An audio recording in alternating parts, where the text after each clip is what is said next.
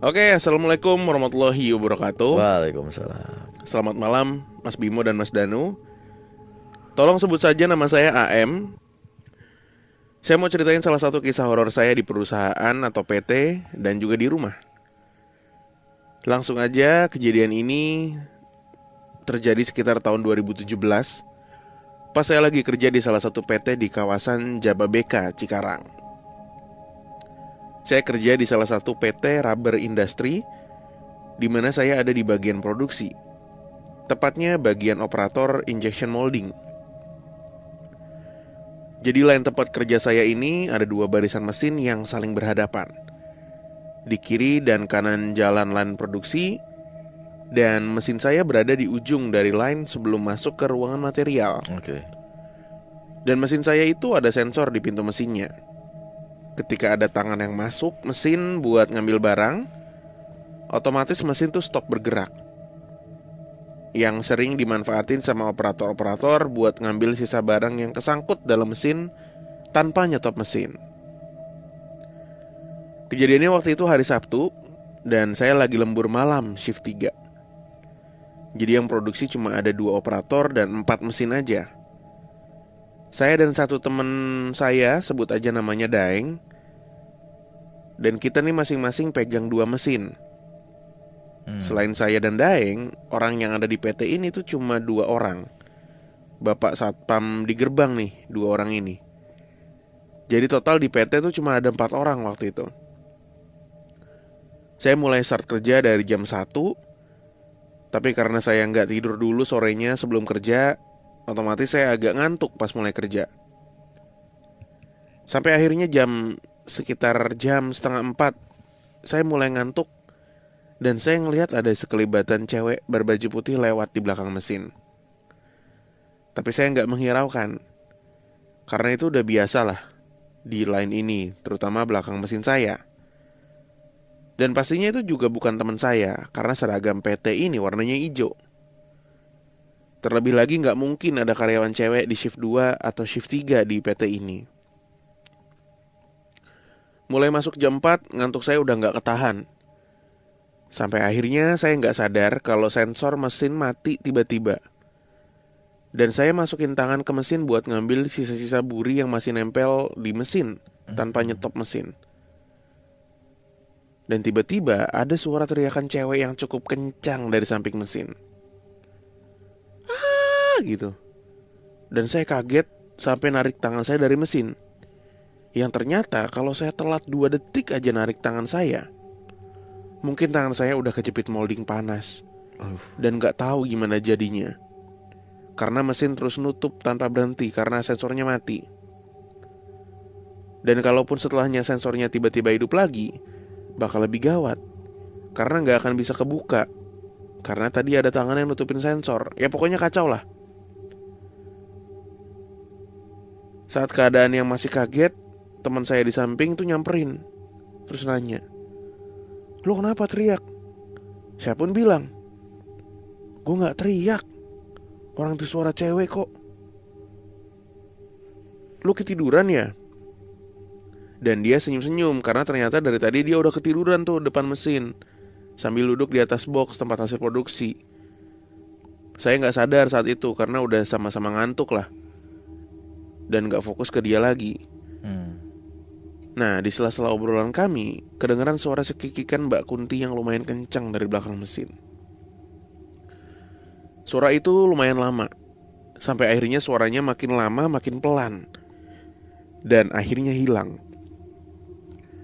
Di situ saya dan teman saya ini diem dan saling ngeliatin, karena emang kami tahu kalau di belakang mesin saya itu ada penunggunya.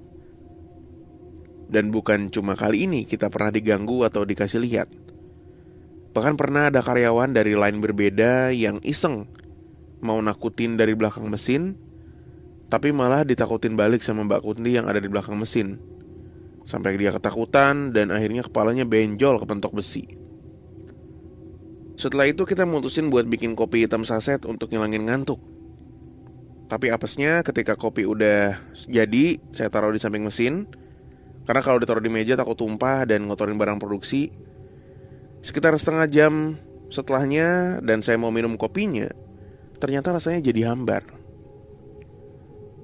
Bahkan setelah saya aduk lagi, takutnya lupa diaduk, itu rasanya tetap hambar, kayak minum air biasa. Tapi bedanya ini ada ampas-ampas kopinya. Dan akhirnya saya nggak jadi minum, terus lanjut kerja. Kejadian kopi hambar ini sama kayak waktu saya baru pindah kontrakan sama keluarga sekitar 6 bulan sebelumnya. Waktu itu saya pindah ke rumah kontrakan yang bentuknya satu rumah 3 kamar tapi dengan harga yang murah banget. Bentuknya simple, ada satu kamar di depan lalu ruang tamu, dan 2 kamar saling bersebelahan setelahnya. Tapi setelah pindah dan selang 2 hari, kita baru tahu nih dari tetangga. Ada yang bilang kok kita berani banget nempatin rumah itu. Dia bilang kalau yang punya rumah ini itu perempuan yang baru aja meninggal sekitar 4 hari lalu karena angin duduk katanya. Ayahnya juga meninggal sekitar 1 bulan sebelumnya. Penyebabnya juga kurang lebih sama karena angin duduk katanya. Ya tapi keluarga saya tetap memutuskan untuk ngelanjutin kontrak di rumah ini. Karena ibu saya nih orang yang bisa ngeliat atau komunikasi lah sama mereka. Jadi kalaupun kita diganggu, ada ibu saya yang bisa ngusir mereka. Alasan saya pindah kontrakan itu karena di rumah sebelumnya kita sering banget diganggu. Meski udah diusir tetap balik lagi. Dan puncaknya, saya pernah dikejar tangan buntung. Jadi kayak dari pergelangan tangan sampai jari itu jalan pakai jari-jarinya gitu. Tapi karena saya tipe yang kalau sering ditakutin bukan takut dan malah jadi kesel dan marah, lalu saya balik ngejar. Sampai saya tendang tangan itu dan hilang setelah ngebentur tembok kamar mandi. Ibu saya bilang kalau mereka tuh lemah di alam kita. Cuma kitanya aja yang kadang suka panik. Dan alhasil malah ceroboh, lalu nyelakain diri sendiri. Lanjut ke cerita nih. Jadi setelah 3 hari diadakanlah pengajian 7 harian si kakak yang meninggal kemarin tuh, yang punya rumah, dan 40 harian bapaknya bersamaan.